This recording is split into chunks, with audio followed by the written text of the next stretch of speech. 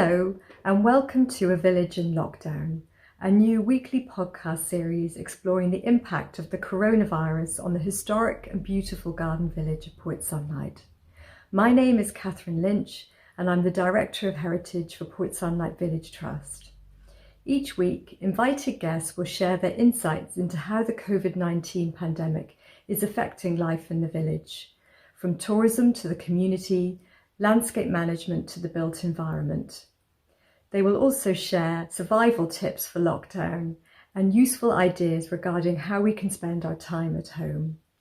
I do hope you enjoy the series. As always, we would really appreciate your feedback. Thank you.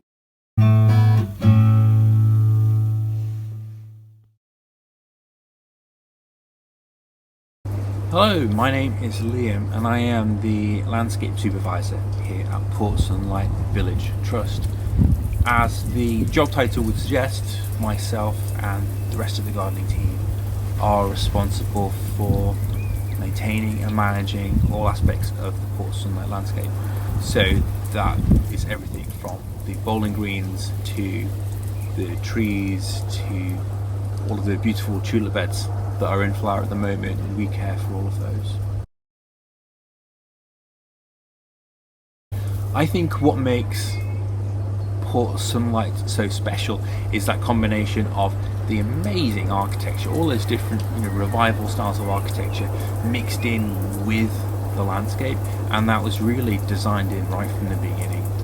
And I think one of the things that makes the Port Sunlight Village community so strong is that shared love and appreciation for what it is we have here and how amazing it is.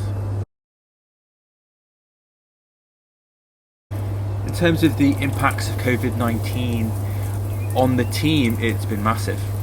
Apart from myself, all the other gardeners are at home, staying safe, keeping their community safe, being responsible. So the impact on the team has been huge.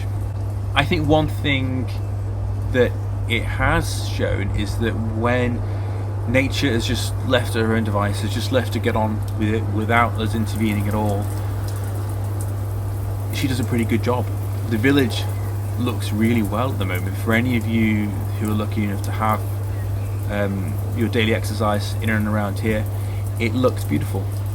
The tulip beds are amazing, the rhododendrons are coming out, the cherry trees looked wonderful this year. The big impact that you'll see at the moment is that the grass is perhaps a bit longer than you will be used to. It's getting a bit shaggy in places. So all I can say to that is that when the guys are back in, we will get back on top of it. So for the time being, just sort of enjoy the novelty of it, I suppose. Enjoy the daisies, enjoy the fact that I'm sure all of the wildlife is loving it, having that longer grass and having the wildflowers coming up in the lawns. They'll be loving it. And I suppose as a positive to take from it, this is a bit of an experiment for us, isn't it? In that we can try and see how things would look if we did things in a different way. And coming out of this, we might decide that we want more wildflowers in the village. Perhaps that's something we can think about and start dedicating more areas to nature and intervening less, letting the grass grow that little bit longer. In terms of mitigation, there's not an awful lot we can do at this point. As I say, the gardeners are at home staying safe, being responsible, so there's not much we can do at the minute. We just have to catch up when we get back, which will be fine. The guys are raring to get back, I know, so that they can restore things to how we are used to Port Sunlight being. But I think one thing that is noticeable is some of the changes that we've made to the landscape over the past few years have been trying to create more sustainable displays, more sustainable landscaping. So using more herbaceous perennials,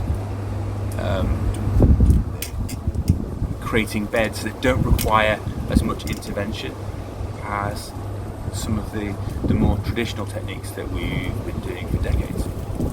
And I think in times like these, those more sustainable practices start to pay dividends, because those areas, they are ready to go. They will just crack on. They will bloom right through the summer without us really intervening an awful lot. So I think it's another plus point of that more sustainable ethos that's becoming more and more important over the last few years. One thing that you can do, if you're lucky enough to have that bit of garden, that outdoor space, that private space that you can enjoy at the moment, then get out there. And I think one thing worth thinking about is thinking about how you can grow not only the flowers that you love, but can you grow those in combination with useful edible crops? So can you grow herbs and flowers? Can you grow fruits or vegetables all in the same space? And I think that idea of a potager garden is a very, very old one, but can you imagine how useful that would be and how beautiful that would be at a time like this? Really take that opportunity to slow down, to enjoy the simpler things, to enjoy the fact that you can see nature just progressing as she normally would. Relish the opportunity rather than seeing it as too big of a negative. There's also, if you are stuck indoors, then there are plenty of virtual garden tours, so you can go and see the best that all of the stunning gardens in this country have to offer, and you can do that all online. As I'm sure many of you are aware, the Chelsea Flower Show this year has been cancelled for the first time since the Second World War, actually, so pretty unprecedented. That has been cancelled this year for obvious reasons. So to replace it, the RHS are running a virtual Chelsea Flower Show. So that starts on the 19th of May. I have no idea how that's going to work, but I'm really, really interested and excited to see how they do it.